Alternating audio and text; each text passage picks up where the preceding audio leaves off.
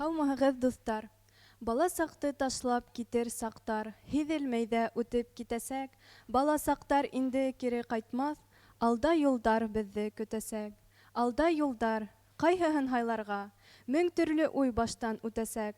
Дөрөҫ һөнәр һайлағанда ғына көтәр беҙҙе матур киләсәк. Ысынлап та, һөнәр һайлау еңел түгел.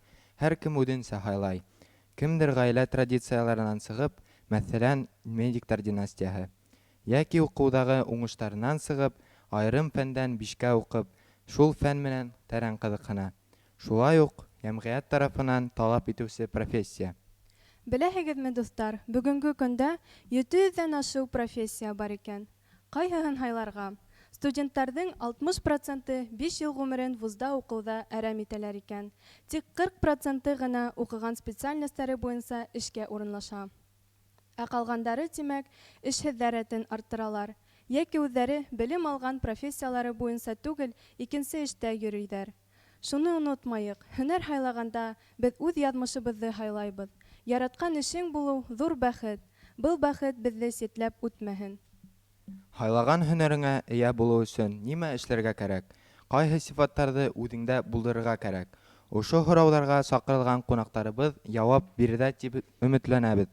Кәңәштәрен тыңлайыҡ. Бында йыйылған уҡыусыларҙың күбеһе табип булырға хыяллана. Шуның өсөн ҡунаҡҡа медицина өлкәһендә эшләүсе специалистарҙы саҡырҙыҡ. Таныш булығыҙ. Байназарова Әлфиә Шәфҡәт ҡыҙы, врач-кардиолог, Башҡортостан Республикаһының кардиоцентрында бүлек мөдире, 2003 йылғы сығарылыш уҡыусыһы. Тухватуллина Ғалиә Нурғали ҡыҙы, кожно-венерологический диспансерҙа врач-венеролог, дерматолог, 2007 йылғы сығарылыш уҡыусыһы. Батталова Гөлназ Хәниф ҡыҙы, Дема дауаханаһында акушер-гинеколог, БДМУла ассистент һәм шунда уҡ аспирантурала уҡый, 2011 йылғы сығарылыш уҡыусыһы. Беренсе һүҙҙе Әлфиә апайға бирәйек. Белеүебеҙсә, һеҙ 9 кластан 11-гә тиклем уҡып, алтын медалға бөткәнһегеҙ. Гимназиялағы уҡыу йылдарын иҫтәрегеҙгә төшөрөп, ниндәй кәңәштәр бирерһегеҙ? Мине саҡырғанығыҙ өсөн бөтәгеҙгә лә ҙур рәхмәт. Мин 2000 йылдан 9 классҡа килдем гимназияла уҡырға. Бында уҡырға мин күптән уҡ хыяллана инем. Уже 8 класста уҡ әсәйем әйтә торғайным, әсәй барып ҡарайыҡ тип. Ләкин беҙгә әйттеләр, инде бына юҡ, 9 классҡа ғына килерһегеҙ тинеләр. 9 классҡа имтихандар биреп үттем һәм мин ниңәлер политология классына эләктем инде. Унда история, обществознание. Шунда уҡығанда уҡ мин аңланым инде. Это не мое. Это точно не мое. Врач булып тип мин хыялланмайным бер ҡасан да. Но мин просто понимала, что есть предметы, которые мне даются легче, есть, которые мне вообще не даются. И не стала делать, как сказать, плыть против течения. Надо идти туда, что тебе нравится больше всего. Больше всего мне нравилась химия, нравилась физика. И я решила перейти в медицинский класс. Нашим руководителем была Дина Кимовна нашего класса. Вот из 9 по 11 класс я училась по направлению химико-биологическому, получается. Хотела бы сразу же сказать вам, ребята, что надо реально выбрать то, что вам хорошо получается. Не надо идти туда, там, допустим, все говорят, ой, хорошо быть юристом, там, хорошо быть математиком или что-то. Если у вас душа к этому не лежит, если у вас способности к этому нет, то туда идти не надо. Надо идти туда, куда хорошо получается. И все свои усилия надо направлять именно туда. Не идет у вас литература, не идет башкирский язык. Не надо учить башкирский язык, не надо учить литературу. Занимайтесь только тем, что у вас хорошо получается. Иначе вы растеряете свой потенциал. Вы будете заниматься тем, что отнимает вашу энергию. А эта положительная энергия, она может пойти в правильном направлении и принести больше результата. Вооружившись этим принципом, я занималась химией, математикой, физикой в основном. Участвовала во всех, наверное, олимпиадах по химии. Тогда нашим руководителем по химии была Нина Тимиряна. Спасибо ей большое. С ней мы выиграли очень много олимпиад вместе. вот и республиканские участвовали, и городские выигрывали. Вот. Ну и закончив университет, как бы уже ближе к 11 классу у нас как бы многие хотели пойти в медицинский, но параллельно рассматривали варианты там химико-технологический факультет УГНТУ, например, или химфак БГУ, и многие действительно туда ушли. Но я как бы подумала, что у нас в семье вот нету врачей вообще. То есть у меня есть тетя, которая в медицине, но так касательно этого всем занимается, но таких лечебников у нас в семье нет.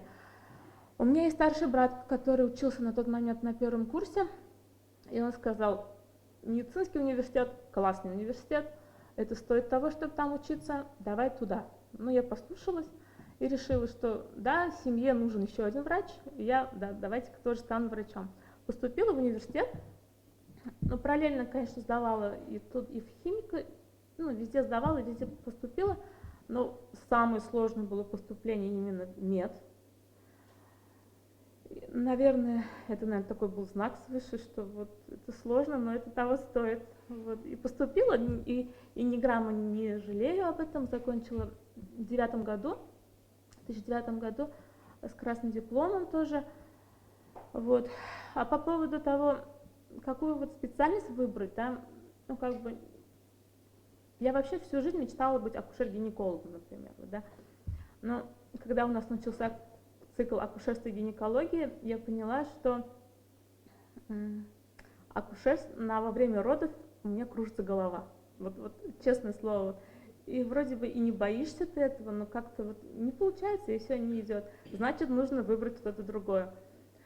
Брат у меня в тот момент, ну, всегда всю свою жизнь мечтал быть хирургом, поэтому я решила, что хирург из меня уже не нужен, наверное, акушер не получается, остается только лечебное дело. То есть. И пошла в лечебное дело. И сейчас вот просто знаете, что ваши родители тоже когда-то состарятся, у вас есть много родственников, и все эти родственники очень тебя любят теперь, потому что у вас в семье есть врач, который всегда поможет с советом. И выбирая даже специальность, ну вот, допустим, можно выбрать какую-нибудь специальность, там, я не знаю, которая очень-очень узкая, которая занимается, например, офтальмолог, да? Да, глаза не болят, то есть, да, бывает катаракта у пожилых людей, но от катаракты не умирают, а умирают от болезней сердца, легких, вот, то есть. И я решила, что надо выбрать такую хорошую специальность и потратить на нее, ну, как бы, все свое время, скажем так. И закончила интернатуру по терапии, по специальности лечебное дело, ну, терапевт я по первому образованию. Затем поступила в ординатуру по специальности кардиология. Поступить туда, как бы, считается очень сложно. Специальность кардиологии, там очень мало мест всегда выделяется. А специальность довольно, как бы, профессия, ну, масштаб большой, то есть объем знаний большой, учиться очень сложно. Ну, тогда мне, получается, было 23 года, когда я поступила в ординатуру. И я была вынуждена, чтобы, как бы, себя надо же тоже и обеспечивать, то есть ты же уже взрослая девушка, 23 года. Я работала очень-очень много, то есть я работала терапевтом в приемном отделении 21-й больницы. Кто, может, слышал, 21-я больница — это просто ад какой-то, как нас называют. Я брала по 13 дежурств в месяц, то есть, понимаете, утром идешь, учишься, после обеда идешь, работаешь, на следующий день учишься, и вот так вот все время, как бы, все это проходило. И, ну, это было очень сложно, но зато это дает, как бы, базу такую, ты вооружен знаниями. И когда я уже закончила ординатуру, меня с удовольствием взяли в кардиоцентр работать. Это мне тогда, получается, было, ну, 24 года, грубо говоря, да. И вот, получается, я там проработала 6 лет врачом просто, и вот с 30 лет я заведую отделением. У меня в подчинении 36 человек, получается, в нашем отделении. У нас очень сложные пациенты, их везут со всей республики, это самый сложный контингент больных в плане болезни сердца. И те знания, которые ты получаешь на этапе, когда ты просто ординатор, когда ты просто врач, они всегда пригождаются. Особенно, когда есть знания по разным специальностям, когда ты работаешь в многопрофильной больнице, вот как, допустим, 21-я, ты знаешь и гастроэнтерологию, эндокринологию, то есть ты специалист по многим, скажем так, специальностям, и это всегда пригождается. Поэтому хочу вам дать совет. Если хотите быть хорошим врачом, надо учиться там, где большая интенсивность. То есть не надо ехать в интернатуру. Сейчас, конечно, интернатуры нет, а ординатура. Какую-нибудь там плановую, какую-нибудь там больницу, в которой нету экстренности. Надо идти в самое пекло. Короче. Если вы все там пройдете и останетесь живы при этом, из вас получатся отличные врачи, которые ничего не боятся. А для врача это очень важно, ничего не бояться, быть смелым и как бы, ну, допустим, имея руководящую как бы должность, да, нужно иметь много связей, то есть ты должен знать и в этом ты больнице кого-то, в той больнице кого-то, чтобы знать, куда, допустим, больной, ну не твой, тебе надо его куда-то деть, ты же не можешь его выбросить на улицу, ты должен его куда-то пристроить. Ты вспоминаешь, ага, я же работал с тем-то, дай-ка позвоню, там, туда, и все готово. То есть помимо того, чтобы работать, надо уметь налаживать связи, надо общаться с разными людьми, и не только ограничиваться своим отделением, своим, скажем так, маленьким коллективом, надо быть общительным, надо общаться, очень много общаться. И когда будете жить, допустим, в общежитии, если будете жить, учась в университете, тоже общайтесь, делайте как бы связи, знакомства, это всегда пригождается, это, наверное, второй компонент успешности после трудолюбия, наверное, хотела сказать. Вот. Такой, наверное, секрет. Рәхмәт, Әлфия апай. Хәзер һорауҙарығыҙҙы биреп үтә алаһығыҙ залдан. Улайһа, беренсе һорауҙы үҙем бирәм. Сколько лет вы учились? Я училась 6 лет, у нас 6 курсов, потом 1 год интернатуры, то есть 7, плюс 2 года ординатуры, это 9 лет. Ну и постоянно учишься там, туда отправят учиться, сюда отправят учиться. Ну так в институте 9 лет. Спасибо. Вы сдавали химию и биологию, да? Когда мы поступали, мы сдавали химию и физику. Мы поступали в те времена, когда еще ЕГЭ вот только ввели, и мы сдавали по собственному желанию ЕГЭ. Вот. А так мы сдавали устные экзамены, поэтому не знаю, насколько объективно тогда принимали экзамены. Сейчас вам намного легче, я считаю. Сдал ЕГЭ, и ты как бы свободен, нет этого мандража, когда ты стоишь перед университетом, целая толпа таких же абитуриентов, как ты, и не знаешь, возьмут тебя или не возьмут, это, конечно, ужасно. Поэтому я вам даже завидую немножко.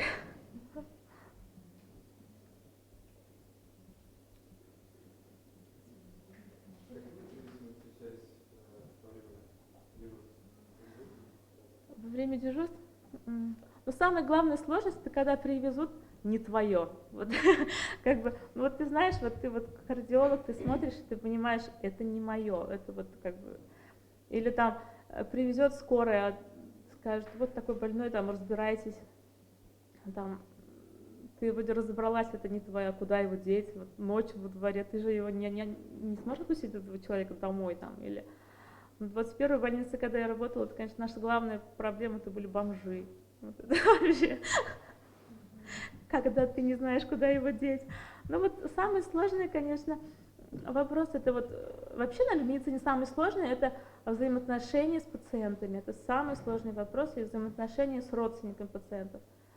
То есть надо, во-первых, поставить правильный диагноз, во-вторых, надо этого пациента успокоить, вселить в него уверенность в том, что с ним все будет хорошо. Или если, наоборот, ты ему отказываешь, то сделать это так, чтобы он сам был рад уйти. понимаете, чтобы он сказал, как здорово, я, оказывается, не болею, ну, там, до свидания, то есть, и такое тоже есть, то есть, самое сложное всегда, это взаимоотношения с пациентами, самое сложное, то есть, надо учиться коммуникации. Вот говорят, медицина это самый сложный профиль, и там очень много нужно учиться. И вы когда-нибудь падали духом, допустим, учите, думаете, допустим, лучше бы я, допустим, в другом профиле училась, тут слишком много, допустим, знаний.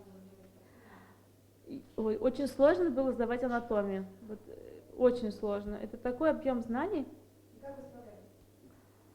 Учила. Ответ один. В медицине первые 3 года ты просто учишь.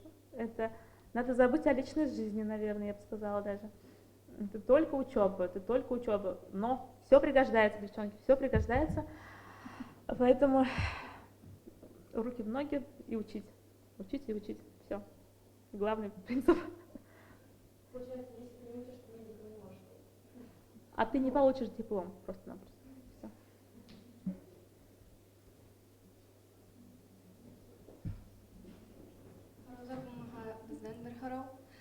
Профессия врача – это подвиг. Она требует самоотвержения, чистоты души и чистоты помыслов. Тип яда табиб һәм язучы Антон Павлович Чехов. Һез буны менән ризалашасызмы һәм нимә өстәлегегез? Ну, согласна, конечно, потому что, вот, допустим, я вышла замуж как бы довольно-таки поздно, уже когда я стала уже врачом, как бы уже устроилась по жизни, а когда я вот была не замужем, например, да, я работала очень много. И я не представляю, как можно совмещать, допустим, семейную жизнь и работу вот в интенсивном темпе, то есть ты должен самоотверженно работать. Иногда бывало, что это как бы, оплачивалось не очень хорошо, и такие времена бывали. То есть ты должен работать, как сказать даже, на перспективу работать, потому что все это тебе пригодится. Не обязательно это будет, сейчас там ты получишь миллионы. Просто надо работать и работать. И при этом нужно выбирать медицину только если вы милосердные. То есть, если у вас нету любви к людям, то выбирать не надо вообще. Вот такой момент. Если, допустим, вам не нравится общаться с людьми, вас это раздражает, например, то можно выбрать, например, фармацию. Или, например, выбрать, допустим, учились в медиа, в конце вот поняли, что, что-то не то, вот не нравится мне общаться с людьми, они мне раздражают, не хочется мне с ними возиться. Можно выбрать организацию здравоохранения, предмет, то есть вы будете прекрасно работать в организационно-методическом отделе больницы, будете писать бумаги, то есть там, все вот это вот. Такая работа тоже, она очень важная, очень нужная. Просто надо понять, что тебе нужно вообще, к чему у тебя душа лежит, к чему не лежит. И если вы милосердны, если вы любите работать, то медицина вас ждет. Такие там нужны. Вот. Рәхмәт һезгә, Әлфия апай. 1995 елдан алып кала балаларын гимназияла 1 класстан укыта башлайлар. Галия апай да 1 класстан укып, 2007 елда гимназияны бетә. Һезнең кәңәшләрегезне тыңлап сыгай. Зур рахмат сакырганыгыз өчен, Римма Закарьевна. Это для меня честь. Специально я не готовилась, потому что когда готовишься, получается все гораздо хуже. Такой вывод я сделала. Руса, Филя, думаю, не против никто. Мне так будет проще. Какие у меня могут быть советы? Во-первых, я работаю ровно 2 года, получается, по своей специальности отработала. Работаю я дерматологом, дерматовенерологом в кожевенном диспансере в Затоне у нас, в республиканском, в стационаре. Так как 3 года у меня ушло на декрет, поэтому стаж у меня врачебный 2 года. Профессия интересная, не сказать, что прибыльная, но она интересная. Я только-только вливаюсь, можно сказать, набираюсь опыта. Вот. Узкая специальность, не сказать, что сильно тяжело, но и нелегко особо. Выбрала я ее специально, так как не хотела видеть эти смерти, как Афия сказала, да. Страдания, вот эти вот чрезмерные человеческие, потому что я все близко к сердцу воспринимаю, мне это очень сложно, потом этот негатив фильтровать самой очень сложно. Вот.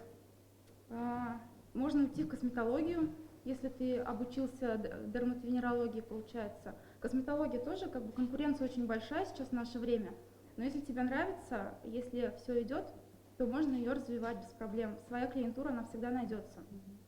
Вот. Что еще можно сказать? Учеба в медуниверситете, она в любом случае всегда пригождается. Есть даже такие, кто уходит из медицины, да, не по своей специальности работают. Но их очень мало. Вот у нас на курсе получается. Ну, у нас тоже, да.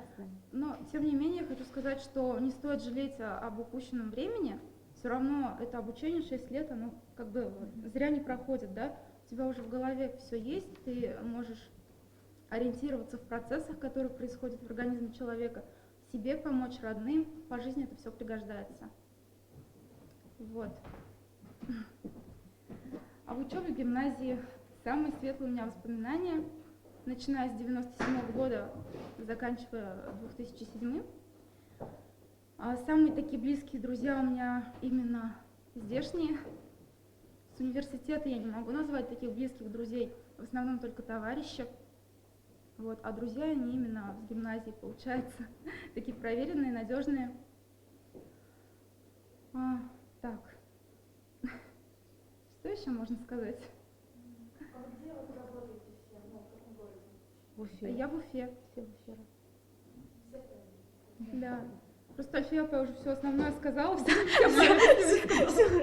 нужно выбирать сердцем, да, не растрачивать свой потенциал, все такое основное.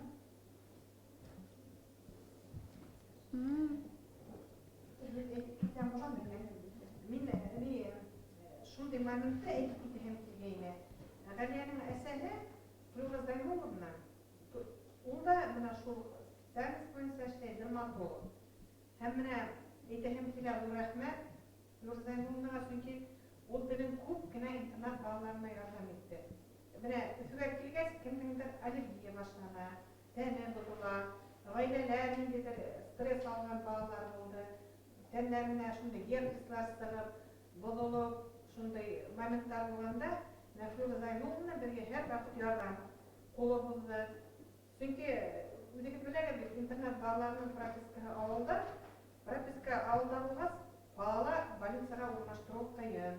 Һәм шуңа менә Флюра Зайнуловна бергә һәр вакыт ярдәм итте. Бер вакытта ла юк дип әйтмәне, вакытын әйтер иделәр, без балаларны ияртеп килеп уга йөргәнбез. Hadi buna Galiye dinastiyine devam edelim. Esenin hem şolay her vakit internat giderler, gimnazistlerge muayyen yardım Обязательно. Әсәйем дә шунда эшләгәс, как бы я упустила этот фактор совсем, вылетела из головы. В том числе и поэтому я выбрала эту специальность, потому что была уже база, я с детства видела эти страшные картинки по венерологии, по дерматологии, видела эти атласы, много уже было в голове. Вот. Вот, наверное, так, пока. Һораударыгызды биреп үтегез. Что вам больше всего нравится после профессии? Что нравится?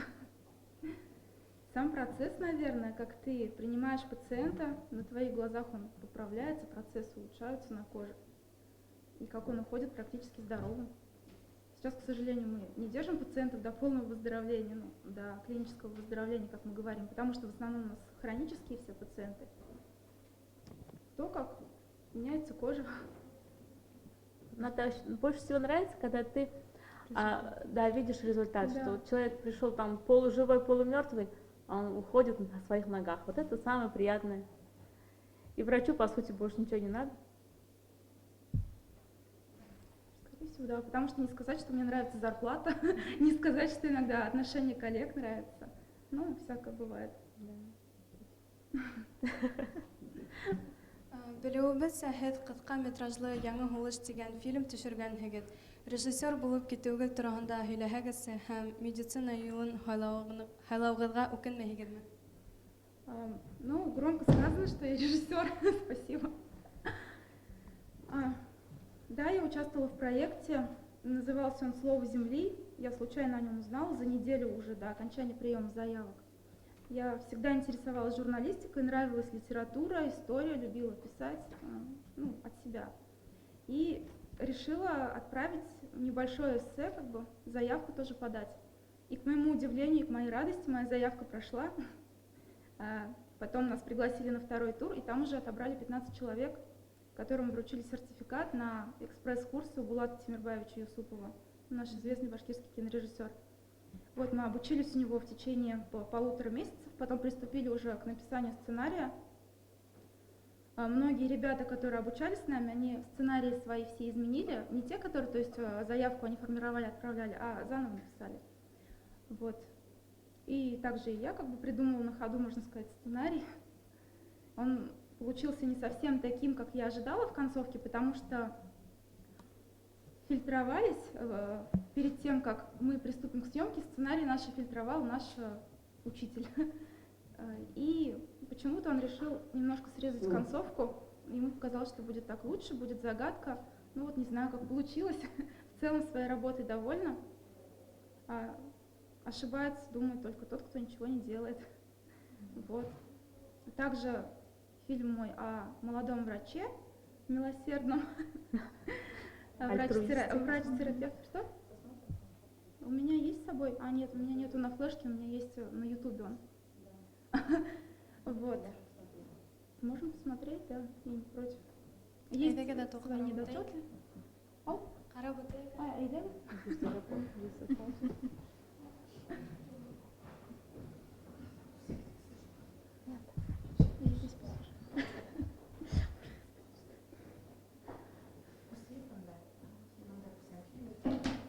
Не, нормально, нормально. Видно.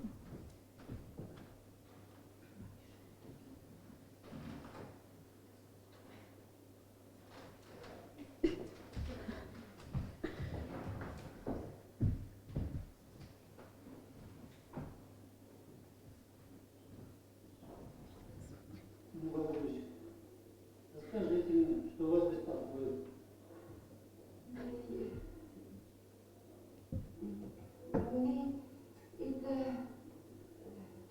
Когда это началось? Здесь аорта. Совсем не можете объяснить.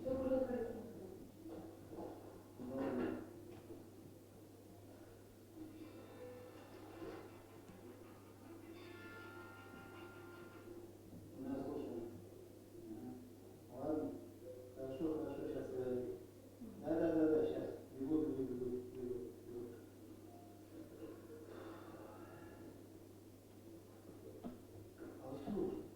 Слушай. Ты же говоришь по-башкирски. Возьми эту пациентку себе, а? Хорошо.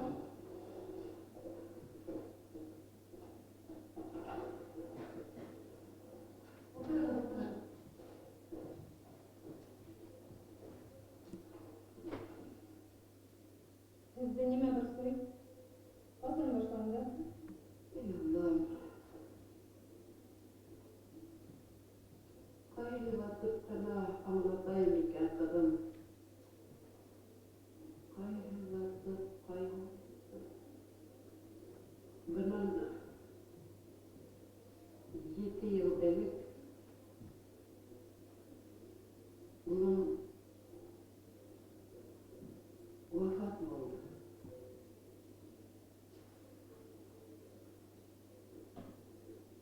Şundan beri ağrıyım.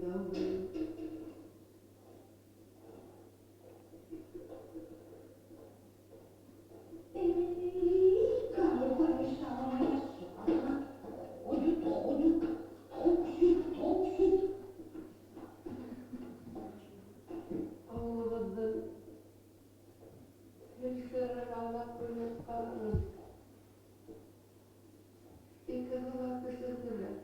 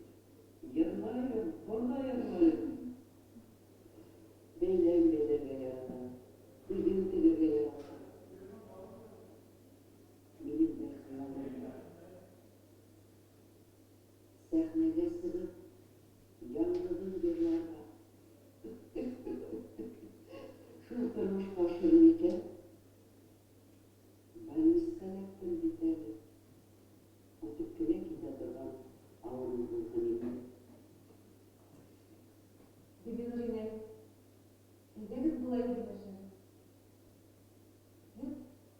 Мантылыйдарына юлана килишти.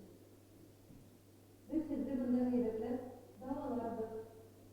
Районға қайтқан сыйлар да бейгердігізді, күлдектер де тегердігіз. Еді бит изді көңілі кісілерін қылдыр.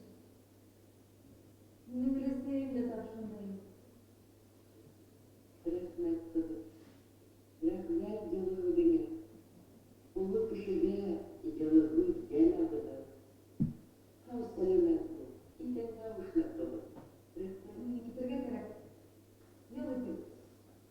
Рахмет кызым. Көрішкенге тектірем.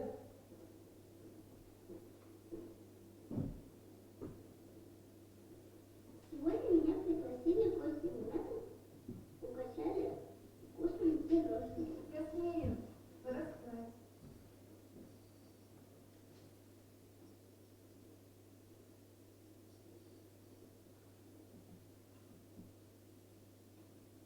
Мамочка, у тебя была любимая игрушка?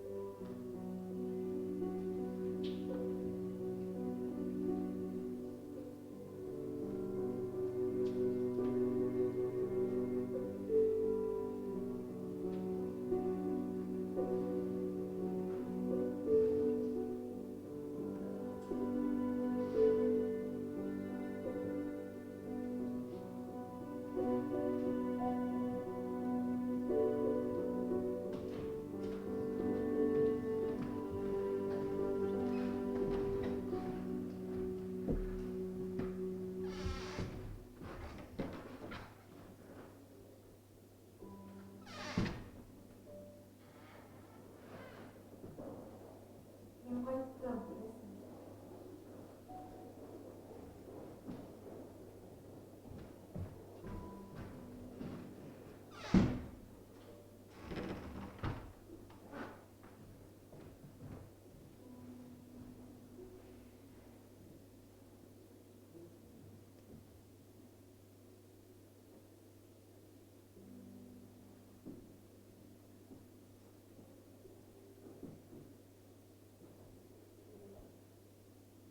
Біздің барлығы жақсы. Эшләйм. Ясмин укырга төште. Әле генә һин мине беренче класска мәктәпкә алып барган идең, беләсең.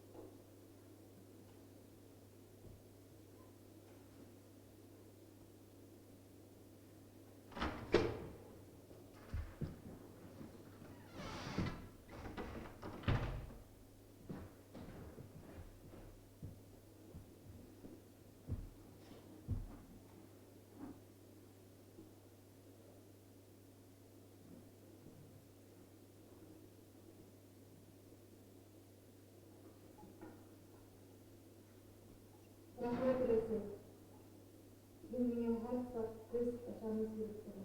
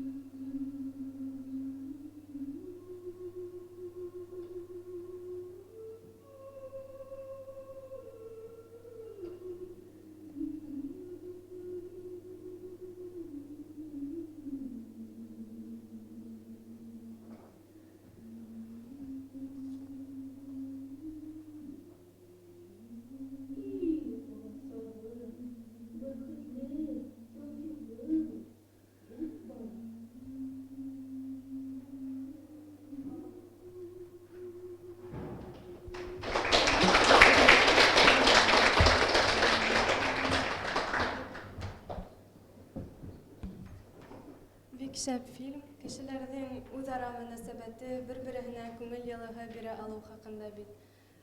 Зур рәхмәт һеҙгә, Галия апай. Һорауларығыҙ бармы кино буйынса? Бик оҙаҡ локация һайлап йөрөнөк. И в итоге я сама нашла через знакомых в Красноусольске. Да, очень огромное спасибо. Они предоставили свой дом нам на целый день, с утра до позднего вечера. Вот.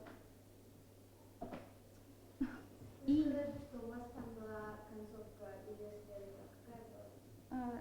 я думала так, что она едет в такси, потом показывают бабушку, пациентку, то есть да, она сидит с этой шалью, она же для нее покупала. И вот хотелось показать, что точку поставить. Но решили, что будет лучше как будто бы сделать загадку, и так все сами догадаются, такой размытый конец. Но я думаю, так неплохо. Вот. И песня здесь звучит, это любимая песня моей родной бабушки. И фотография, кстати, тоже была моей бабушки, я там в детстве. Поэтому очень все близко, как бы это для меня. Всю душу свою вложила.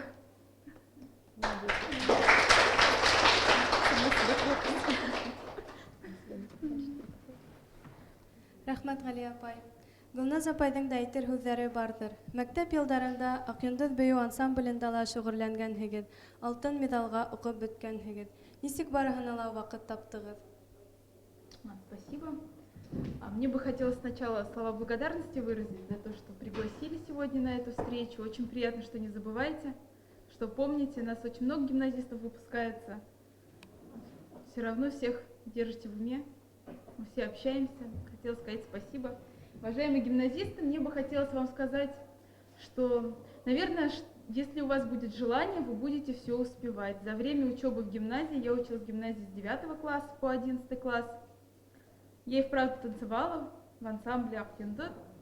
Все вы его знаете, любите. Мы выезжали на гастроли, мы успевали учиться. Мне кажется, если вы будете сами распоряжаться правильно своим временем, вы обязательно сумеете успеть все. За время учебы в гимназии я очень благодарна учителям за то, что в нашей гимназии дается хорошие базовые знания для того, чтобы учиться в медицинском университете. Вы об этом должны помнить. Все те знания, которые вам дают в 9-11 классе, это те знания, которые вам потребуются для учебы на первом курсе точно. Биология, которую химия, физика, этого достаточно для того, чтобы на отлично учиться в медицинском университете. Здесь дают хорошие знания в нашей гимназии. И мне кажется, что именно танцуя, от того, что я расслаблялась в свободное время от учебы, получался еще более лучший результат, получался еще более лучше, чем я даже сама думала. В университет я поступила, как сказать, я училась в физико-математическом классе. Сначала я училась в гуманитарном классе в 9. Поняла, что мне Да, не мое, да. Слишком много было филологии, мне хотелось физико-математику углубленно изучать. Затем я перевелась в физико-математический класс. И этих мне знаний достаточно было, чтобы поступить в медицинский университет. Решение я принимала совместно с учителями в гимназии, какую же профессию выбрать, чтобы можно было устроиться на работу, не остаться без работы, закончив университет. Медики всегда не нужны. И тогда, когда я заканчивала, и тогда, когда заканчивали и мои коллеги, и сейчас также медики востребованы. Я хочу, извините, перебью. Хочу вам сказать, не думайте, что врач, он получает там 20 тысяч рублей и голодный, вечно холодный. Такого нет сейчас. Если ты работаешь хорошо, если ты устроился в хорошей клинике, ты всегда нужен, ты всегда хорошую зарплату получаешь. Зарплату, вот где работаю я в кардиоцентре, да, от 70 тысяч выше мы получаем. То есть ставка 70 тысяч рублей ты получаешь каждый месяц. Хочешь работать на 1,5 ставки, получаешь там 100 с чем-то, например. Если ты очень хороший хирург, кардиохирург, ты получаешь и 250, и 300 тысяч в месяц. То есть хорошо работайте, хорошо будет, короче. Хорошо делай, хорошо будет. Поэтому хочу сказать, все в ваших руках. Все только в ваших руках. Не надо думать, что медик это самый там ущербный, скажем так, неоплачиваемый труд. Врачи, они хорошие врачи всегда ценятся, всегда хороший врач будет сыт и одет. Вот. Нам еще это говорили на первых курсах, что хорошего врача народ прокормит обязательно, если вы будете с хорошими специалистами в своей области. И когда я училась в гимназии, мы участвовали в олимпиадах, участвовали на международных конференциях. Благодаря именно тем знаниям, которые мне давали здесь в гимназии, мы съездили в Ярославль сначала, поучаствовали в конференции, победили, привезли первое место, съездили в Улан-Удэ, тоже с призовыми местами мы приехали. Когда училась в университете, я тоже занималась научными работами, именно поэтому, что я не только училась и базовые знания получала, а хотела еще достигнуть каких-то больших, и большее желание, наверное, проявила. Мы участвовали в конференциях, тем самым вот сейчас я учусь в аспирантуре. Я хотела бы вам такой позыв дать, что ставьте большие цели, тогда вы еще большего достигнете. Изучайте все, что вас окружает. Вам, наверное, кажется сейчас, что, возможно, физика вам не понадобится. Нет, понадобится. Химия не понадобится, да понадобится. Если вы даже учитесь, вот я училась на лечебном факультете, и, наверное, на курсе 4 я решила, что я буду акушер-гинекологом. После того, как у нас закончился цикл акушерства и гинекологии, я вот поняла, что я хочу оперировать, я хочу именно лечить женщин, лечить их от бесплодия, какие-то большие операции делать. Мне посчастливилось познакомиться с профессором, я тогда вот определилась в профессии, но сейчас, работая в экстренной гинекологии, Феопа уже сказала, что все знания нужны, и именно когда поступает пациент экстренно с какой-то острой патологией, он никогда не скажет: у меня желудок болит, у меня сердце болит. Он скажет, что у меня вот здесь болит, скажите, что со мной. И все знания нужны, и неважно, врачом какой специальности вы будете, у меня позыв учить все очень хорошо. И, конечно же, я считаю, что нужно не только учиться, вы должны изучать и художественную литературу, не забывать, вы должны быть всеобще развитыми, потому что врач – это профессия очень интеллигентная. Врачи всегда ценились, считались самыми умными людьми, поэтому вы должны сейчас в школе изучать все предметы, всеобще развитыми быть. Вот, сейчас я первый год преподаю в университете у студентов 4-5 курсов, и себя вспоминаю чуть-чуть, хотя быстро забывается, какой ты сам был студент. Мне кажется, когда студент всеобще развит, с ними интереснее общаться, охота им дать больше знаний, чем студенты больше хотят знать, школьники чем больше интересуются медициной, тем самым преподаватели хотят дать больше. То же самое, я думаю, в школе учителя. Если ученики проявляют интерес к предмету, учителю самому становится интереснее дать больше информации для вас. Вот. И если у вас будет желание учиться, мне кажется, у вас точно все получится. Здесь дают хорошие базовые знания в нашем университете, и медицина — это все-таки профессия от Бога. Как раз нам в университете профессор Яникеев говорил, что есть 3 профессии от Бога. Это учить, судить и лечить. И слава Богу, мы входим в одну из этих профессий. Мы врачи. Мне кажется, и вы в дальнейшем, если все-таки выберете эту профессию, должны будете с гордо поднятой головой нести это звание врача, помогать людям, несмотря ни на что. Да, когда я только поступила в ординатуру, у нас вот интернатуру убрали как раз на момент, когда я поступала, нам приходилось как-то подрабатывать, потому что, правда, мы уже взрослые, неохота зависеть от родителей. Первый наш вариант был учебы в университете. С 3-го курса вы можете получить документ среднего медперсонала, можете подрабатывать медсестрами, медбратьями в больнице. Мне кажется, тоже это большой опыт. Как раз определиться с той специальностью, где вы хотите работать, посмотреть вообще, вам это интересно или нет. Я работала в инсультном блоке в 18-й больнице, в реанимации. Я посмотрела там. То есть это очень тяжелые пациенты, мне врачи не дадут соврать, что пациенты умирают каждый день от инсультов. Это одно из самых частых заболеваний среди взрослого населения. Я поняла, что интересно, но не мое, мне чуть-чуть тяжеловато. Вот гинекология — это мое. Мне нравится участвовать в операциях, мне нравится общаться с женщинами,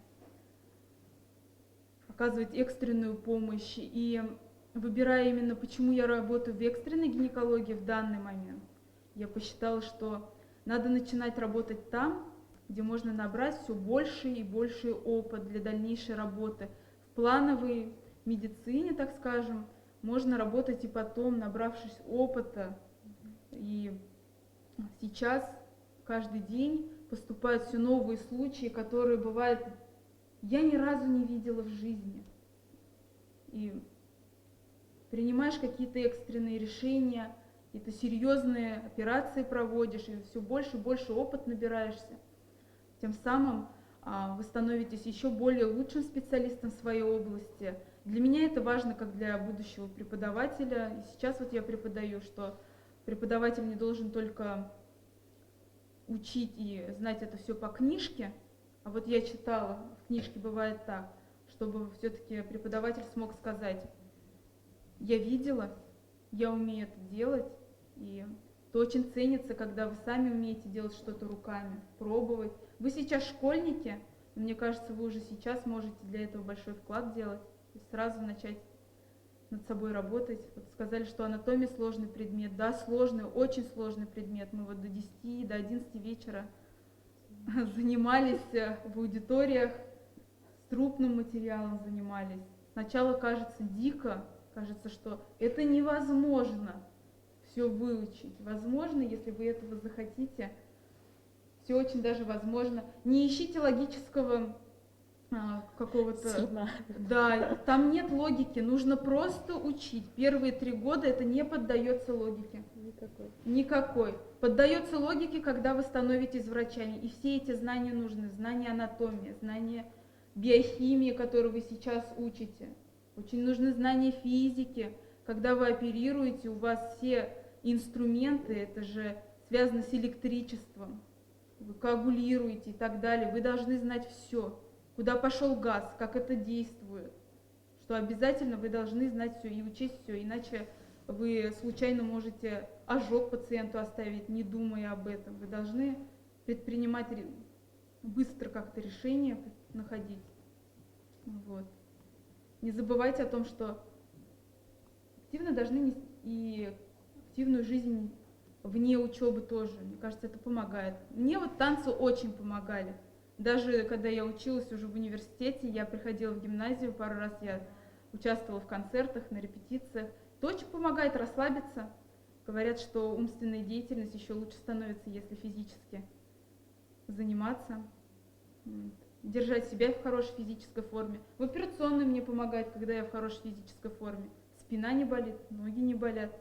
Если хирург этим не занимается, все-таки очень тяжело по 6-7 часов без перерыва стоять. Поэтому у меня вот такой позыв, что если вы хотите, у вас точно все получится. Все можно. Закончить медуниверситет на красный диплом казалось невозможно. На первом курсе точно. Сначала казалось, что закончить школу... Первый курс невозможно. Да. Вот когда я приехала в гимназию, я не думала, что я на золото закончу гимназию. Но мы много учили. И даже когда уже отбой был 10 часов, мы все равно учили. И получилось. А потом уже на первом курсе у нас чуть-чуть по-другому было. У нас один только экзамен был, только по биологии. Вот. Казалось, наверное, случайность 5. Потом начинаешь учить, думаешь, родители говорят, не переживай, это же не школа, 5 только могут и не быть, могут и 4, 3 быть, не переживай. Хорошие оценки для медицинского университета. Потом как-то учишь и понимаешь, что у тебя получается, а получается потому, что нравится. В итоге, оказывается, все возможно, если это очень захотеть. И красный диплом, оказывается, это не так сложно. Еще я хотела добавить, учеба в интернате. Когда я пришла уже в институт учиться, я поняла, что учеба в интернате дала мне самую главную черту — это самостоятельность. Да. То есть ты привык решать все свои вопросы сам. То есть и по учебе, и по жизни вообще, в принципе, это очень сильно помогает в жизни. И вот пользуйтесь этим, да, учитесь решать свои проблемы самостоятельно. То есть чем меньше от родителей зависишь в этом плане, тем лучше. То есть жизнь она долгая, ситуаций будет много, поэтому надо быть самостоятельным всегда и иметь свою голову на плечах. Должны осознавать, что эта учеба нужна только вам, это только ваша будущая жизнь, и поэтому учитесь, ищите себя в чем-то, постигайте, получайте знания. Это самое главное. И еще, когда ты учишься в интернете, ты, и здесь это все поощрялось, и в институте, и вообще по жизни это инициативность очень важна. Когда ты учишься в университете, например, если ты староста группы, вот как я была, старосту группу знает декан. Тебя знают и другие курсы, то есть это всегда помогает потом уже. А когда ты приходишь допустим, на работу, допустим, кто-то там заболел, не может выйти на работу, тебя спрашивают, ты можешь выйти? Да, могу. Ты заменишь? Да, я заменю там. Кто пойдет смотреть больного? Я пойду смотреть больного. То есть это всегда вам в плюс будет, всегда в жизни тоже. И никогда не поставить человека на руководящую должность того, кто не готов брать инициативу, вот, сказать. Поэтому будьте инициативными, будьте креативными. Вот такой посыл. Да, и вы должны настроиться, что учеба в медицинском университете — это тот вуз, где большую часть информации вы должны получать не от преподавателя, а сами. Это огромная разница между школой и между университетом. Если в школе вам учитель в течение 45 минут рассказывает, пытается вас заставить что-то учить, в университете такого не будет. В университете вы должны будете дома прочесть по 100, по 150 страниц за вечер и на следующий день наизусть рассказать. И ни один преподаватель вас не будет мучить. Не учили? Хорошо, 2. Отработайте. И неважно, на каком курсе вы учитесь. И нагрузка сразу с первого курса большая. По анатомии у нас было по 3000 тестов. В других университетах общались с друзьями, с одноклассниками. Они удивлялись. Они говорят, представляете, а у нас на экзамене будет 60 вопросов. 60? Как вам везет. Да, у нас по 200, по 300 вопросов. То есть нужно уметь учиться. Учиться самостоятельно, заставлять себя сесть и прочитать, сесть и выучить. Быть хорошим врачом в первую очередь нужно вам. Вам тогда будет проще потом. Мне кажется, нам очень повезло как раз в гимназии, что мы самостоятельно учились в интернате, после обеда сами учили. И если все остальные плакали, говорили, как тяжело, там, мамы рядом нету, то нам было проще. Мы уже привыкли, сами пришли, почитали, знаем, что за нас никто ничего делать не будет. Единственное, тяжело было с режимом. Привыкли здесь по режиму ложиться спать в 11, все-таки там приходится ложиться чуть позже, потому что объем информации Ложиться очень в большой. 5, вставать в 7. Да, то есть первый раз я, когда к анатомии готовилась к экзамену на 2 курсе, я не спала вот как раз до часов 5-6 утра, и уже надо было 8:30 экзамен начинался, а надо же очередь занять, чтобы первым зайти. Значит, надо 7:30 там быть. Очень тяжело было. Мне кажется, что если у вас будет такая цель, учиться хорошо, то этого добьетесь. Все зависит только от вас, и вы никогда не должны говорить невозможно. Все возможно. Когда мне, наверное, в 11 классе сказали бы, что я буду акушер-гинекологом и я буду оперировать, я бы не поверила. Даже еще будучи студенткой, если бы мне сказали, что вот через год, как ты закончишь ординатуру, тебе будут такие сложные случаи, я бы сказала, да ну, не может быть, это же сложно, это же страшно.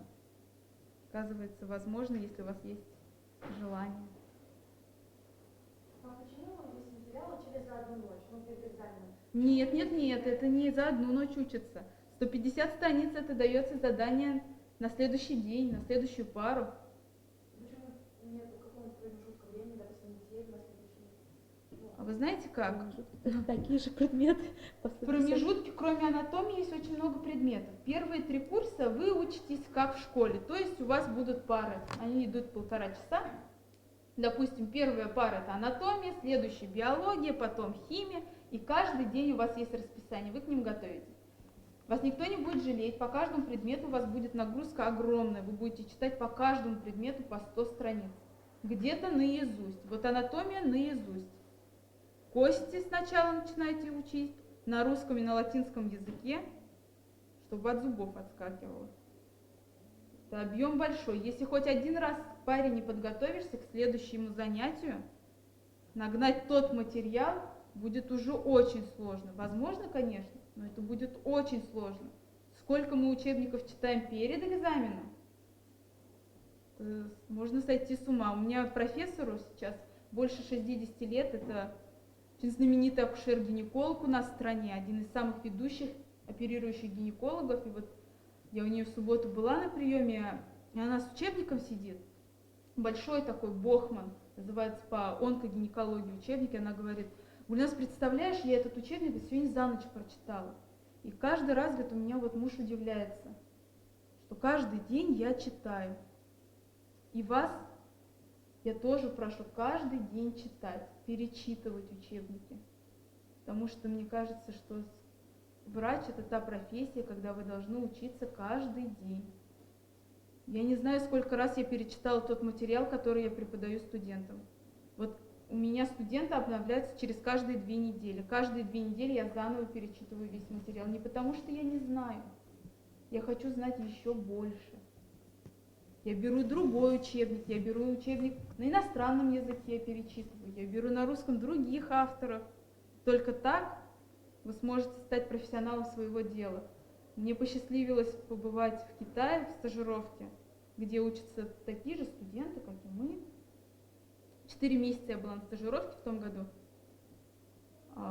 У них учеба также поставлена самостоятельно, но если у нас еще менталитет чуть-чуть другой, то у них ментальность совсем другая, они учатся самостоятельно.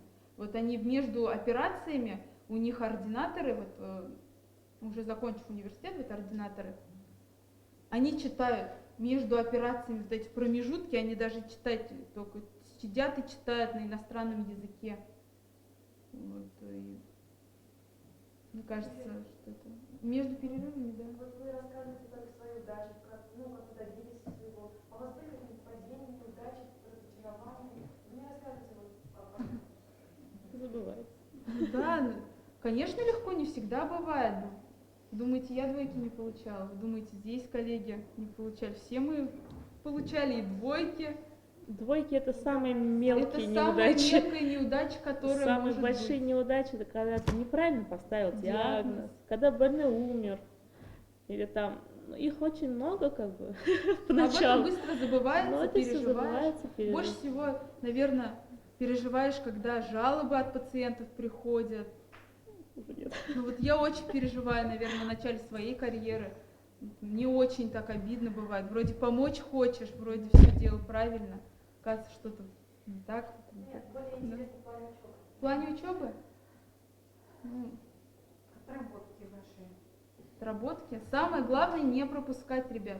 Двойку можно отработать. Пропуск Нет. это вообще сложно.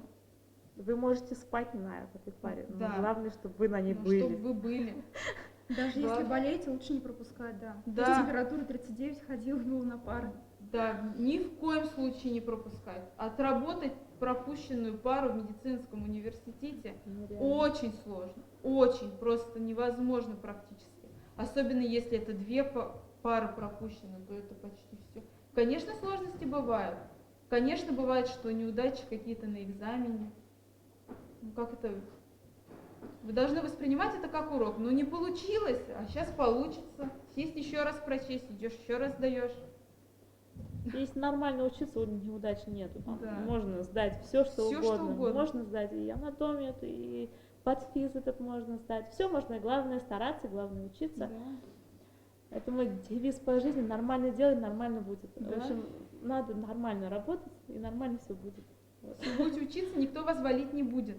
Никто валить не будет. Там такие же люди, как и вы. Да. Все понимают. Все понимают. Где-то ошиблись, но вам подскажут. Там же такие же люди, как бы. Обычные люди. Преподаватели это обычные люди. Просто которые хотят, чтобы вы учились. Найдите подход к каждому преподавателю. Найдите подход к каждому врачу. Даже когда мы пришли в ординатуру, нам не сразу же дали пациентов. Нам сначала как бы приходилось найти подход к врачу, чтобы нам дали что-то делать. Что-то объяснили. Да, это же нужно свою Чтобы инициативу тебя с проявить. собой взяли в операционную, например. А можно я, а можно я, а можно я помоюсь? А давайте я посмотрю операцию, а за вас все напишу. Да. Напишешь? Он говорит, я же домой иду. Ночь же будет. Ну и что, я останусь, я все напишу. Я останусь здесь на ночь. А хотите, на 2 останусь. Я сейчас все сделаю, вы ничего не пишите. Все делаешь за него, всю грязную работу выполняешь за врача. Потом только тебе дают Потом что-то только делать. тебе дадут, да, как бы право же самому. Это всегда было, это всегда будет такое. Да и потому что- правильно. Да, потому что в медицине это должен быть учитель всегда, наставничество должно быть. И вам очень повезет, если у вас будет хороший наставник, который вас научит, проведет через этот путь, как бы, потому что вы можете застрять как бы на этом низу, как бы там, в этой рутине остаться и не пробиться наверх. Поэтому надо какую-то цель иметь и наставника хорошего, наверное, я бы Да. сказала. Мне вот очень повезло с кружком. Я пошла на кружок и Да, кружки у нас есть в медицинском университете. Есть хирургический кружок, очень хороший, там, 3-й курс, да?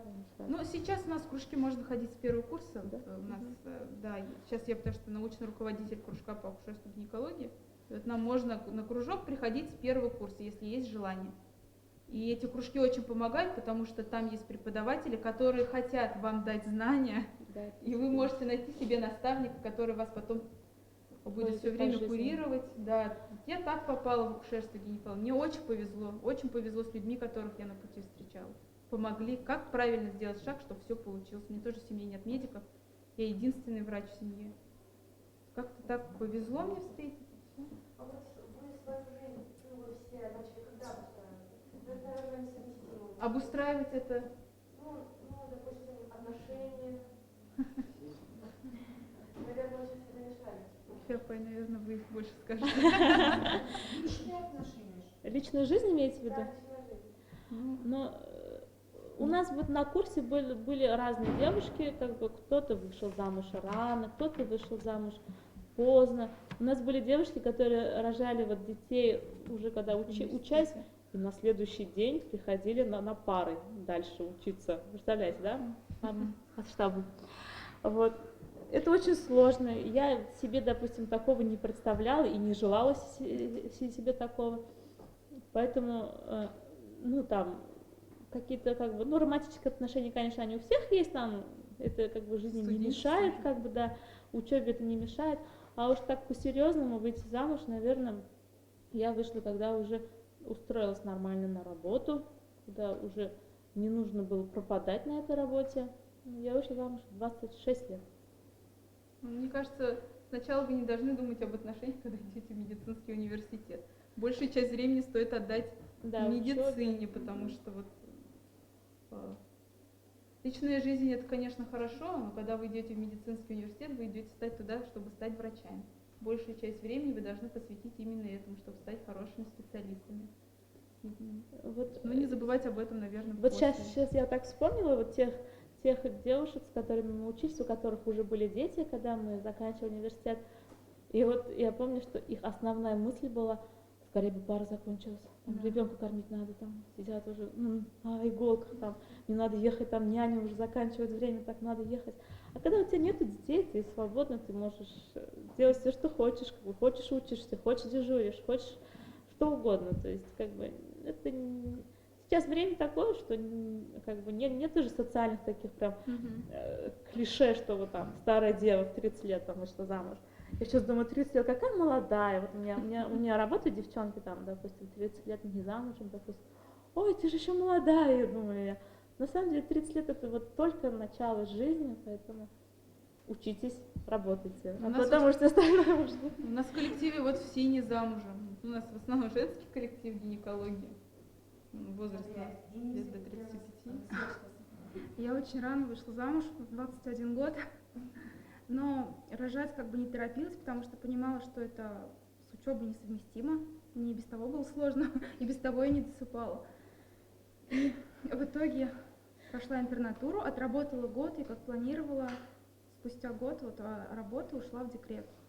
И ровно 3 года отсидела в декрете, тоже не торопилась оттуда выходить, потому что я такой человек, для меня семья как-то важнее, ребенок мой важнее, и до сих пор у меня так оно и тянется.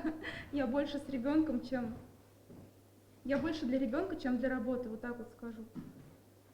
Все-таки я с первым ребенком вышла из декрета, когда ему было 10 месяцев, потому что меня вызвали, говорят: вот давай выходи, надо, там заведующее отделением будет уходить, тебе надо будет остаться за нее. Ладно, я вышла, потом стала заведующей, потом второй ребенок родился, тут 1,5 года уже вышла на работу, то есть не могу сказать, что дети это прям, как сказать, бывает прям женщины, как скажу так, женщины, а я люблю свою работу, я обожаю свою работу, обожаю кардиологию, обожаю свой кардиоцентр, обожаю эту экстренность, мне все это нравится, я прям горю на своей работе. Вот это мое, я считаю, это мое призвание, это приносит мне удовлетворение и моральное, скажем так, я себя чувствую как бы нужной этому миру, скажем так, нужной людям, а семья, она всегда с тобой, как бы. Карьера, она тоже нужна в этой жизни, несмотря на то, что я как бы замужем, но все равно мне хочется быть тоже, как сказать, иметь свою, скажем так, свою стезю, иметь свой рост, иметь свое имя. Поэтому призываю девушек быть более активными, строить карьеру. Это все очень нужно в жизни. Пригодится, всегда пригодится.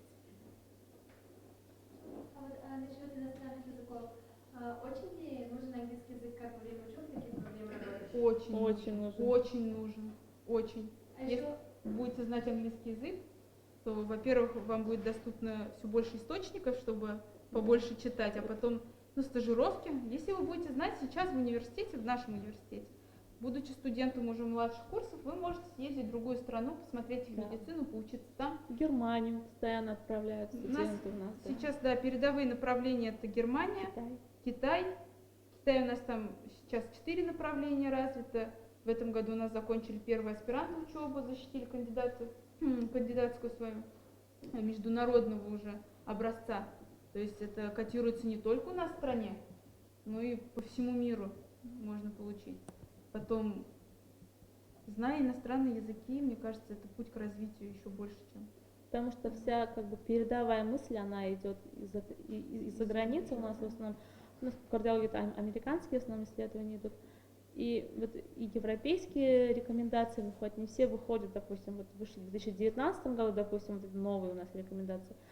Наши, они переведут это, адаптируют. И, ну, дай бог, к 2021 году это будут новые российские рекомендации. То есть, хотите быть впереди, надо знать язык. Обязательно надо знать.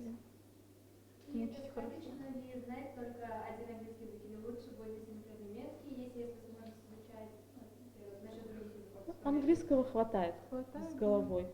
Даже если вы поедете в Китай, там в операционной, ну вот у нас там в отделении, в больнице, каждый врач владеет английским языком. Этого достаточно. Едете в Германию, у нас ребята ездили еще в Австрию, в Вену, на английском языке. В любой стране мира английский язык знают, все-таки это международный язык. Там даже санитарки, в Китае санитарки разговаривали на английском языке. Представляете, уровень? Младший медперсонал владел английским языком. Мне кажется, вот к этому надо стремиться, чтобы все знали международный язык, на одном языке разговаривать. Этого достаточно. Вы учите это в совершенстве. Не забывайте про свой родной башкирский язык. Как мы. Гимназисты друг друга поддерживайте, не забывайте никогда друг про друга, что вы есть друг у друга, что вы можете обратиться за помощью. Сами не забывайте поддерживать друг друга. Ну, у нас много таких ситуаций было, что вот с гимназистами встречаешься, с коллегами. Как будто кого-то родного встретил среди всех остальных коллег. Среди всех чужих один гимназист, и кажется, уже в душе так тепло, думаешь, ой, ты же родной, там студенты приходят, говорят, я вас знаю, я гимназию закончила. Да, думаешь, классно. Уже как-то и помягче становится. Вроде свой, вроде и обидеть уже не можешь. Как двойку вот поставить? А в будущем не хотите ли открыть свою клинику или вот так вот что-то планируете? Ну вот, допустим, клинику можно открыть, да, это как бы вопрос только денег и времени. Но, допустим, вот я кардиолог, чтобы вот современная кардиология, она очень высокотехнологичная, она требует больших как бы вливаний денег, да, и высоких технологий. Это может быть только в крупном центре, например. Да, можно открыть свой кабинет и делать там ЭКГ банально, консультировать, сидеть. Ну, это все очень скучно. Да, это можно делать, это будет приносить деньги, но это просто скучно. Вот лично для меня, лично для меня. Ну, можно открыть, вот я думаю, в косметологии запросто можно свой кабинет открыть. Женщин много, всем женщинам хочется быть красивыми, и это всегда востребовано. Но это тоже нелегко очень, не думайте, что это все так просто. Я вот окончила тоже курсы по косметологии врачебные. Очень сложно, очень много запугивают, нужно быть таким жестким. Мне этой жесткости не хватает по жизни, поэтому, видимо, я до сих пор не в косметологии. Финансово, наверное, сложно. Финансово, да, нужно просто раскрутиться, развернуться, не бояться, и вот делать это все, делать, не бояться, самое главное. Ну, у меня в гинекологии оперативно так вообще практически невозможно. Открыть частный центр — это очень трудоемкий процесс. Это можно тоже гинекологию, да, то есть осмотр, там все это все. Ну, это банально. Это все банально, да. Кому это интересно, можно, а вот видите, здесь у вас такие собрались врачи, которым охота экстренность. Кровь побольше. Это тоже хорошее направление. Стоматология, да? Да, вот, кстати, стоматология у нас с моего класса только одна девушка у нас закончила стомат-факультет. В стомат поступить, раньше поступали только блатные. Вот, в стомате она отучилась, сейчас она заведующая тоже отделения в стомат-поликлинике. Вот. Ну, почему-то тоже в частную не пошла, не знаю почему, как бы. Ну, сюда закончишь, пожалуйста, там очень просто. Людей много, зубов много, да. Зубов много. Все хотят быть красивыми в последнее время, очень много имплантаций различных. Виниры. Больше, чем раньше, да, много возможностей. Так что очень классное направление.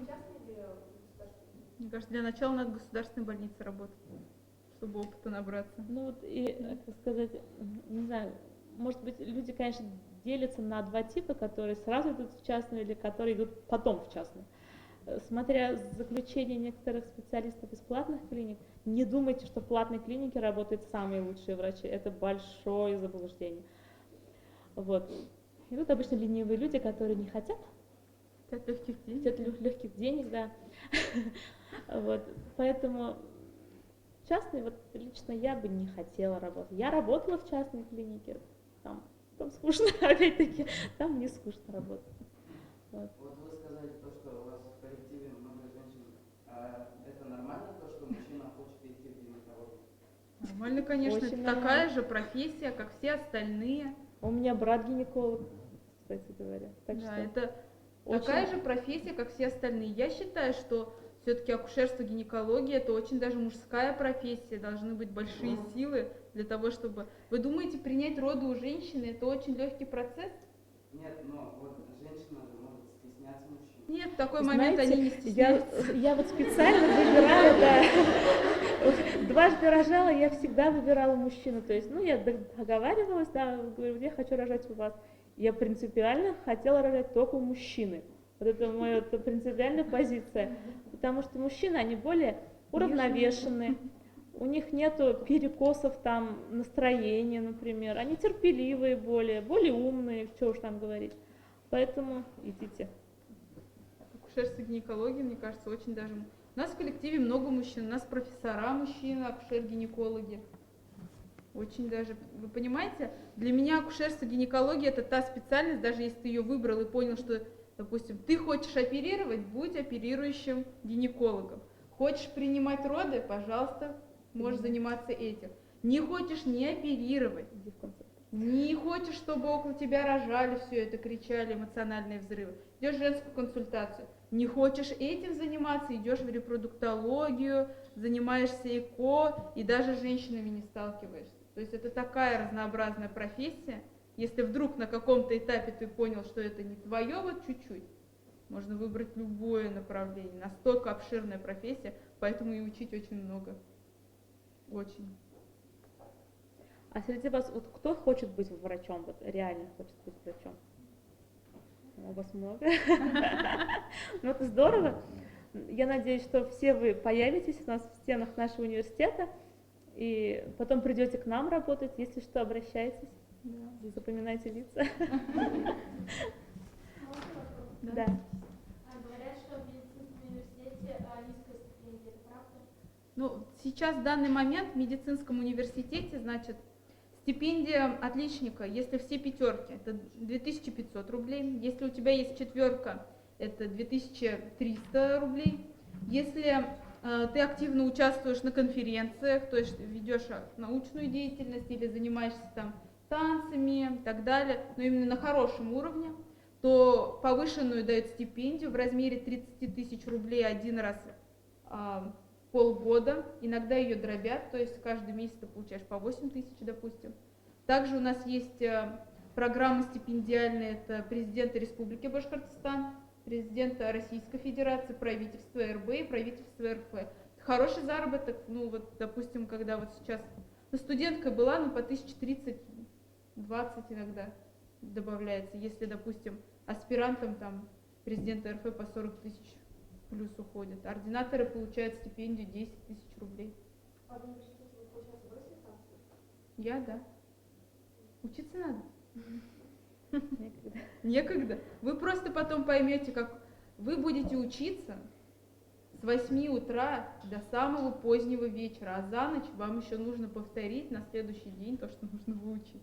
Невозможно практически. Но потом легче становится. То можно. Первые 3-4 года. Забудьте тяжело. обо всем вообще. Потом уже нормально. Потом легко. Вообще потом легко кажется. Особенно на 5 курсе. Я хотела спросить, вот сейчас у вас есть семьи, работа, удается ли вам сейчас заниматься там, с любимыми хобби, и как вы это совмещаете все? У меня вот нет 7 детей, так что мне удается работой заниматься. У меня пока на самом деле нету времени на хобби, абсолютно нету времени, потому что я работаю, ну, как вот заведующая, должна быть на работе в 7:30, соответственно, я выезжаю из дома в 7 утра. Так как я заведующая, я остаюсь после рабочего дня, потому что улаживаешь какие-то вопросы. Приезжаю я ближе к 6 вечера домой. потом дети, которые скучали по тебе весь день. И к концу дня уже нет сил уже моральных и физических. Возможно, когда вырастут дети, да, конечно, я бы очень хотела заниматься. Я, кстати, тоже занималась танцами, но у нас тогда еще не было ансамбля Акьюндус, к сожалению. Вот. Ну, вот, планирую тоже возобновить, возможно. Вопрос. Вот, например, олимпиадникам, например, призерами, победителям регионального этапа по какому-то предмету, у нас Всероссийская олимпиада школьников есть, либо, ну вот, в университете какие-то, ну, не знаю, привилегии? Стипендии, там, или при поступлении. Когда мы учились, такого не было. Вы можете сказать, вам может какой-нибудь преподаватель сказать, что вы молодец.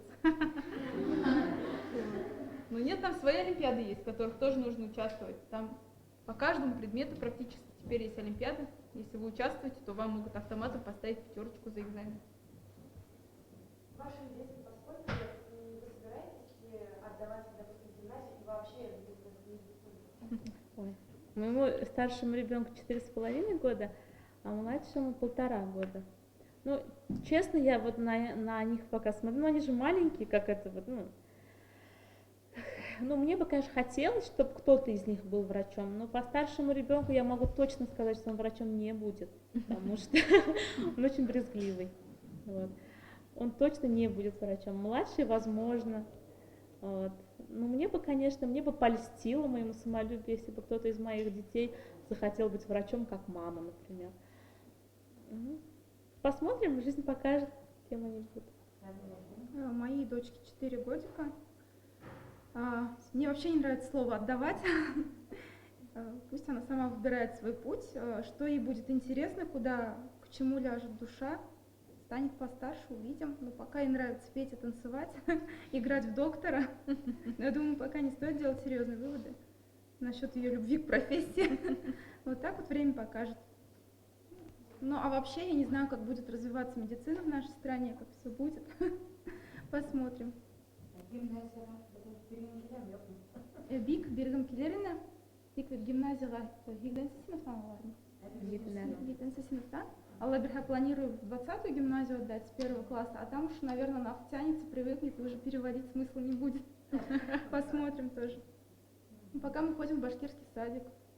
Ей нравится. Вот. Интересно послушать, какие смешные ситуации вам на протяжении учебы и в гимназии, и в универе, и на работе запомнить больше всего? Смешные ситуации. Так, сейчас надо вспомнить. У нас очень класс был, Рим Закарин не даст соврать, у нас мальчиков в классе было 15 человек, мальчиков было, нас было 4 девочки. Так что у нас смешных ситуаций было много, у нас все дрались. Мы выбивали окна в гимназии, в столовой, двери ломали. Что у нас было много интересных случаев. Все чего-то добились, сейчас работают с детьми. Доломались. Но у нас очень шумный класс был в гимназии, потому что мальчики учились. Нам повезло, я очень любила с мальчиками учиться. Они нас защищали. Даже я помню, Рима Закаревна нас как-то защищала, у нас мальчиков исключить хотели. Мы их очень любим. Сейчас общаемся. Все уже почти папами стали.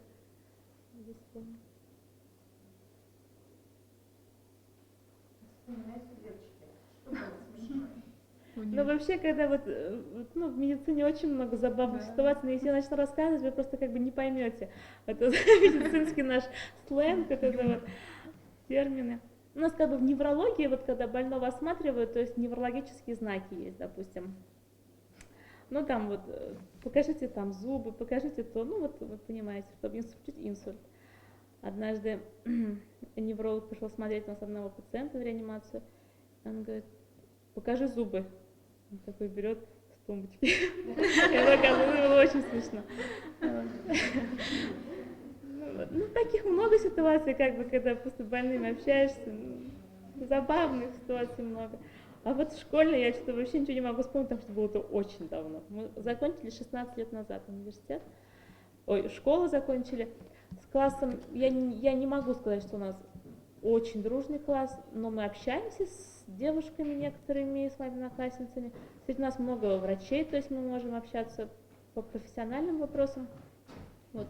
Недавно, вот, правда, мы встретились с классом, это было очень весело, мы смеялись весь вечер, наверное, болтали. Все вспоминали какие-то смешные ситуации, но я поняла, что просто, может, у меня память, конечно, как плохая, но было очень много смешных историй. Медицина вся смешная.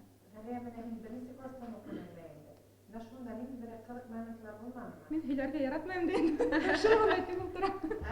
Шул гына тик утырам. Интернет балалар бөтәһенә зур бит инде. Һәм киләһе белгәннәр. Нам всегда они казались, вот старшеклассники именно в первом классе, лучшая подруга моя Зухра Хуснурна, знаете, наверное, до сих пор такая ваша кудрявая, такая рыженькая. Нет, она очень высокая такая, с длинными волосами, с двумя косичками. И вот мы с ней всегда прозвище давали всем. Были же «Улицы разбитых фонарей» сериал.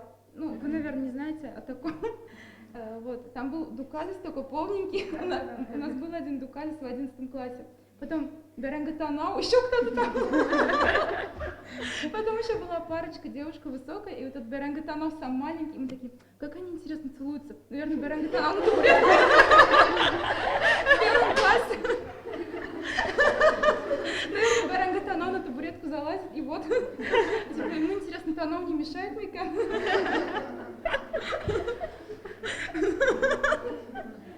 Такие бредовые. Потом карты рисовали с той же Зухрой. Ходили, типа, ископаемые искали. И хаты нашу. Вот. Общаемся. Ильнур Рушатович тоже очень классный. Тоже как бы все сдружились, да. А что еще? Рима Закаревна у нас была воспитателем в 6 классе, по-моему, только 1 год. И как-то на улицу тоже вышли, там уже оттепель была, весна. И я пришла в валенках, потому что сапоги мои зимние в ремонт стали. И я такая хожу, оялып, и Рима Закаревна такая, Галия, ты не то в валенках. Я так запомнила это хорошо. Я думаю, мне шум эйтикан, думаю, я тут хожу, стесняюсь, она еще подчеркивает, думаю.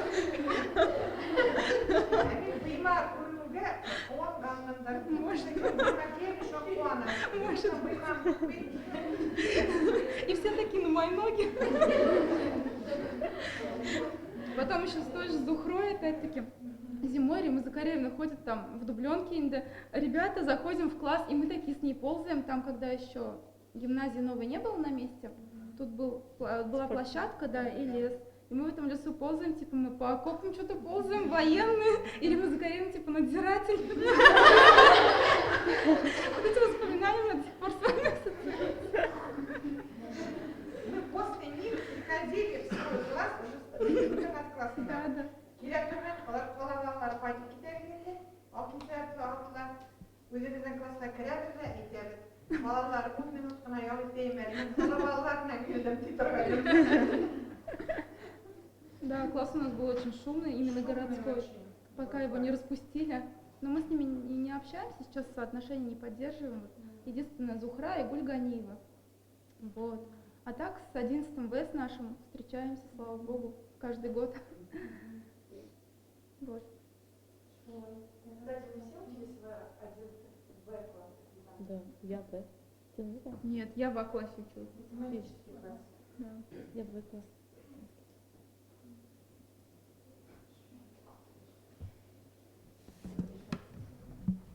Вакыт табып безнең менән очрашырга килдегез. Рәхмәтлебез, кадерле кунактарыбыз. Сезгә уңышлар теләйбез. Хүзне Башкорт 2.0 проектының кураторы Линара Булат кызына бирәбез.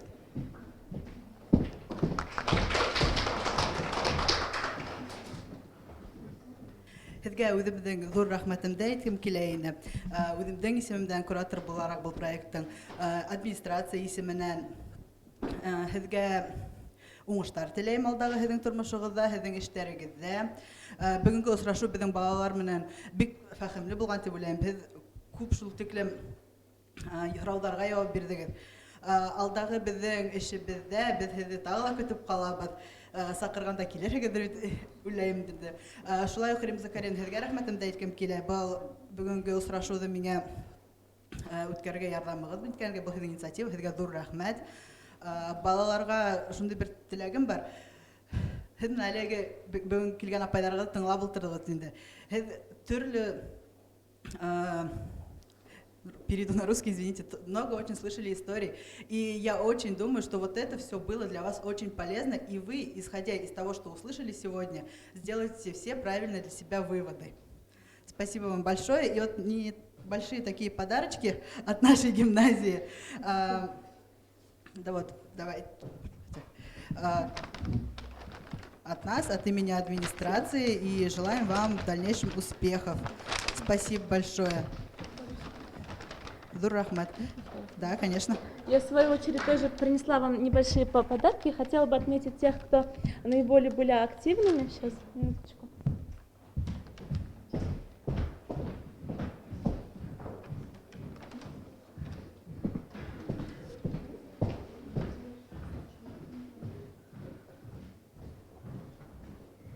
Мне очень понравились вопросы девушки на последнем ряду. Я хотела ей подарить книгу, по которой мне очень она помогала подготовиться к экзамену по химии. Вот такая вот она старая, такая ретро, очень хорошая книга.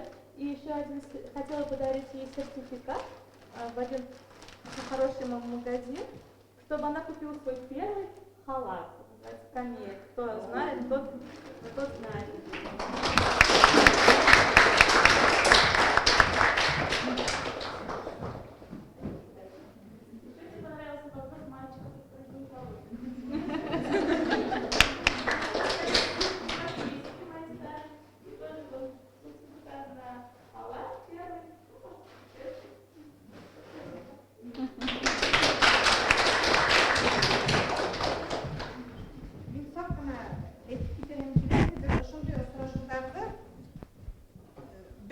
Сұрашуларды бірінші тапқыр өткермейбіз.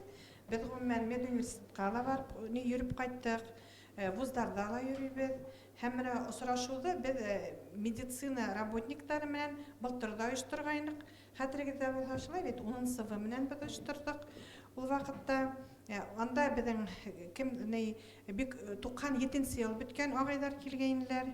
РКБ-ның заведующий отделением, шаны кімнің өзінің поликлиникаға бар, стоматологическая поликлиника бар, шул шаны кім предпринимательдер, шылар менен біз уже ұсырашудар ұйыштырдық. Бұйылғы міне юбилей елі боларақ медицины работник специалисттары менен ішлеген қыздар бізді сақырға болдық. Міне хед көрәхегіз, бұл балалар біздің түрлі елға сығарылшы құсылары. Лекен олар әр бірі Үзәрінің нендейдер ед қалдырғанлар гимназияла. Міне біз де хізге шынды тілектер етерінік. Міне Алла берхе, хізде оқып бүтіргіз гимназияны, оқырғала керергіз, нендегіне хүнер алмағыз, қайдағына ішлемегіз. Міне шолай етіп, гимназия бұзға келіп, кәңіштәрігізді етіп, көріп үйрергіз деп, хізге үмітләнәбіз, һәм хізде көрерге әр вақыт шат болабыз. Балалар хізге оңыштар, Бұйылғы 11-дерге бигіректі, әр бірігіз матур имтихандар беріп, өзігіз тілеген вуздарға кірігізді тілейбіз. Ақ юл хізге, келген қыздарымызға, мен хаман қыздар деп айтамын. Хізге тағын зор рахмет айтығым келе, бір хілі юқ деп айтмәні, келебіз, хүйлейбіз деген өздергіне болды. Шының үшін хізді біз тағы да сақырыбыз, тағы да хізімінен ұсырашарбыз деп ойлайым. Ішігізге хізге оңыштар, ғайлеймінлігі, көңіл тыныслығы, һәм қатын қыз болғас, қатын қыз бәхітті бүтөгіз келі.